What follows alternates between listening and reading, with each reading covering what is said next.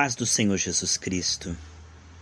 Que Deus te abençoe abundantemente e que nesse dia haja muito crescimento na sua vida. Muita graça, muita restauração. Estamos aqui com a Bíblia aberta em Marcos, capítulo 11, versículo 20 diz assim: E passando eles pela manhã, viram que a figueira secara desde a raiz.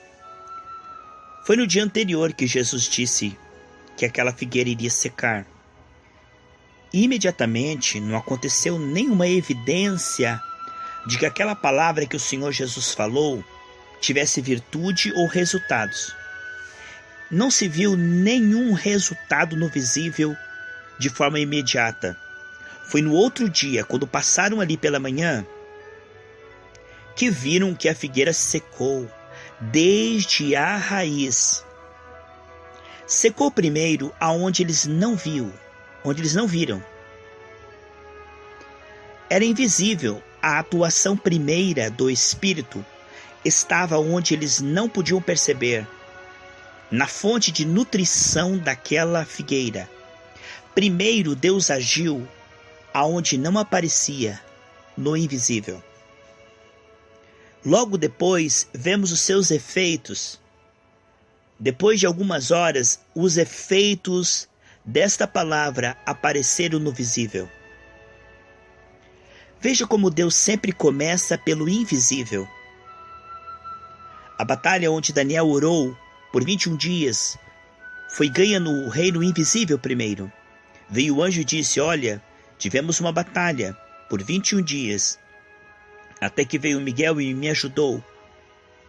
Assim que Daniel venceu a batalha em oração, Deus levantou um rei ímpio, Xerxes, que ajudou a reconstruir a cidade. Vemos nos livros de Neemias, de Esdras, a reconstrução dos muros e da cidade foram logo após a vitória de Daniel em oração.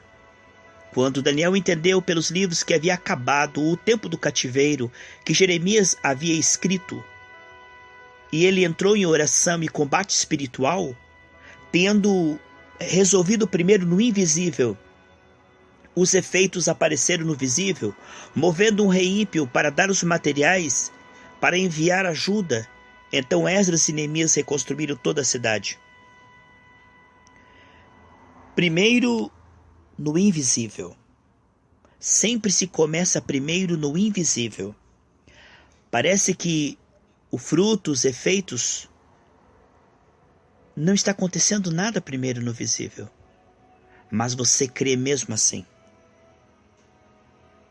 Se você continua crendo, Deus tem como trazer para o visível.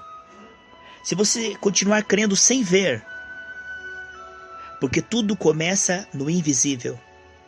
E enquanto você vai alimentando sua fé e confessando ela, você continua semeando e regando, Deus vai dar o crescimento, o fruto da sua fé será visível. Assim como 2 Coríntios 5,17 diz que tudo se fez novo. Isto começa no espírito, no homem interior, no invisível. Se você crê nisto, que é uma nova criatura, renova sua mente, comece a confessar: eu sou uma nova criatura. Mesmo que a sua alma ainda continue dizendo os mesmos sentimentos, os mesmos pensamentos e desejos de antes. Mesmo que o seu corpo pareça igual porque não foi glorificado. Mas se você crer que o processo já começou lá no invisível, que você é uma nova criatura, que tudo se fez novo. Quando você começa a crer que o processo começou no invisível, isso vai afetar a sua alma. Os seus pensamentos começarão a mudar. Seus desejos, seus sentimentos começarão a mudar. E até o teu corpo vai renovar como a águia. Tudo é uma questão de compreender que Deus começa no invisível. Deus começa no seu espírito. E quando nós decidimos alimentar a fé e confessar a verdade por um tempo, vemos que a semente frutifica, cooperamos corretamente no processo e vemos o seu fruto no visível. Se você continuar crendo sem ver, só porque você meditou, creu, alimentou a sua fé, Você não viu nas circunstâncias, mas você viu na Bíblia. Nas regiões celestiais, isso te pertence. Uma pessoa que consegue continuar confiando e confessando a palavra por um tempo, verá que isto é trazer a atmosfera celestial, porque a sua boca é um manancial de vida. O rio do trono de Deus desce para o seu coração, ali as fontes da vida, e flui através dos seus lábios. Os teus lábios dão substâncias, trazem para o visível, profeticamente, trazem para o natural, o sobrenatural, porque a palavra de Deus é espírito e vida. Aquele que fala a verdade, diz Provérbios 12:17, manifesta a justiça, manifesta o desempenho de Deus. É lindo ver uma pessoa falando a palavra. Deus enviou 12 príncipes, mas 10 confessaram o que viram no natural, o que ouviram no natural, o que estavam sentindo como se gafanhotos. Mas Josué e Caleb disseram a palavra. Não foi dizendo a palavra que Jesus venceu o diabo? A palavra é a arma de vitória. Muitas pessoas confessam o problema, as circunstâncias, mas não confessam a promessa, o poder, a presença de Deus. Por isso não vencem, porque oram olhando para o problema, oram só pensando no problema, mas não oram a palavra e olhando para a promessa. A palavra de Deus tem o poder, queridos, se você meditar nela, de se transformar em visões e sonhos.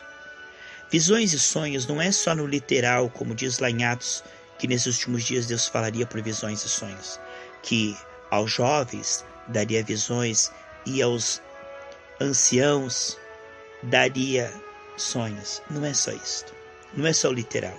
Quando você vai meditando na palavra de Deus, ela vai se transformando numa visão no teu interior. Você consegue ver no seu interior, esse é o milagre da palavra, esse é o milagre da fé. Você consegue ver no seu interior a promessa. Queridos, o teu corpo estando doente, mas se você medita nessa palavra, ela tem o poder de gerar a fé em você.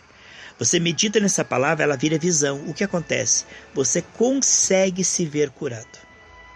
Você está desempregado, mas se você medita nessa palavra, ela tem o poder de gerar em você a fé, transforma-se em visões e sonhos. Você consegue se ver pagando todas as suas contas e ainda sobrando para o órfão, para a viúva e a obra missionária.